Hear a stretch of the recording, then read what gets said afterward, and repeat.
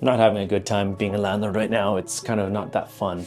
I remember back in the day, maybe a few years back, when it was like a bidding war for every single property you put out there as a landlord. Like you'd have like 3, 4, 5, 10 offers sometimes. Well, that's not the time today. Unfortunately, tenants have the power because there's a lot of rental inventory, whether it's a condo or a house or whatever, at least in the GTA anyway, and tenants know this.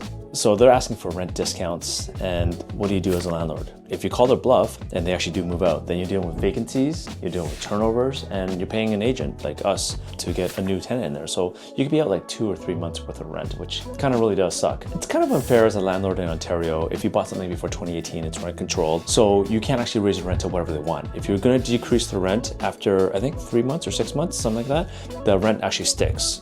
So what you do as a landlord is that you offer them a rebate. They keep paying their current rent, but at the end of the 12 months, you can give them rent discounts. Or you can give them early prepayments, things like that. At least you keep the rent the same. Or you just have an understanding, right? I mean, it's just, if the rent decreases, then it is what it is. They'd be rent controlled forever until they decide to move out. It's not fun being a landlord, unfortunately, but I'm telling you, times will get better when the rental supply changes and nobody's building. So 2027, 28, 29, there's gonna be no more supply. Let's see what happens then. And of course, don't make a mistake. It's not a game between landlords and tenants. It's not like you're not fighting each other. You guys are working together. As a landlord, remember, tenants are your customers. Treat them with respect. It's their home at the end of the day. You know, they're paying off your mortgage. So what are you gonna say?